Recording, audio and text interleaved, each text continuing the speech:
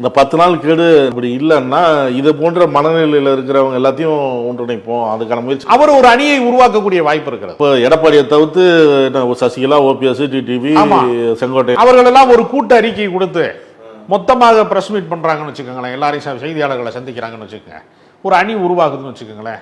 ஒருவேளை அந்த அணியை பார்த்து விஜய் போன்றவர்கள் நான் வர்றேன், இந்த அணியை நான் ஆதரிக்கிறேன்னு சொன்னாங்கன்னா தமிழ்நாட்டில் ஒரு வலிமையான அணியை நம்ம உருவாக்க முடியும் என்பதற்கான முயற்சியாக கூட இது இருக்கலாம்.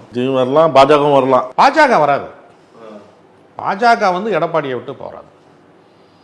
பாஜகவை பொறுத்தவரையில் எடப்பாடி பழனிசாமியிடம் தான் கட்சியின் சின்னம் இருக்கிறது, சட்டமன்ற உறுப்பினர்கள் இருக்கிறார்கள், பொதுக்குழு செயற்குழு இருக்கிறது, அங்கீகரிக்கப்பட்ட அரசியல் கட்சியாக எடப்பாடி பழனிசாமி இருக்கிறார் என்கிற காரணத்தினால அவரிடம் இருக்கக்கூடிய எல்லா குறைகளையும் மிரட்டி பணிய வைத்து அவர் பயன்படுத்தி கொள்ள பார்ப்பார்களே தவிர இந்த மாதிரி எக்ஸ்பெரிமெண்டா பரிசோதனை முயற்சிக்கெல்லாம் பாஜக வராது. அண்மையில் இந்த மூப்பனார் புகழஞ்சலி நடந்தது இல்லை, அதுல நிர்மலா சீதாராமன் இப்ப இருக்கிறவங்க எல்லாம் அப்படியே ஒற்றுமையா இருக்கணும், கூட்டணி இருக்கும், ஒற்றுமையா இருக்கணும், எந்த ஒரு சலசலப்பும் வரக்கூடாது, அது அனுபவம் வாய்ந்த மூத்த தலைவர்கள்லாம் இதில் இருக்கிறீங்க, அதெல்லாம் சரி பண்ணிடலாம் அப்படின்னு சொன்னாங்கல்ல. 2026 ஆட்சி மாறல. அதிமுக எல்லாரும் ஒற்றுமையாக தான் இருந்தாங்க பாஜக வர்ற வரைக்கும். பாஜக தலையீடு வருவதற்கு முன்பு ஒன்றுபட்ட அதிமுக என்றுதான் இருந்தது. அதை உடைத்தது, அதை பாழாக்கியது, எல்லாமே வீணாக்கியது எல்லாமே பாஜக தான்.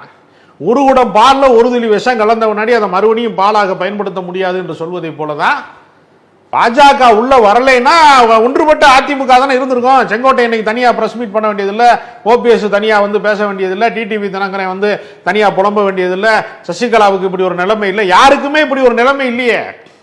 திமுகவே அச்சப்படக்கூடிய அளவுக்கு ஒரு எதிர்த்தரப்பாகத்தானே அவங்க இருந்திருப்பாங்க. இன்றைக்கு திமுக சோலோவா நம்ம ஜெயிச்சிருவோம், நமக்கு போட்டிக்கு யாருமே இல்லை, 4 முனை போட்டியாக இருக்கிறது, அதனால நம்ம அச்சப்பட வேண்டிய அவசியமே இல்லைன்னு சொல்லக்கூடிய இடத்தை யார் உருவாக்கியது? பாஜக உருவாக்கியிருக்கு.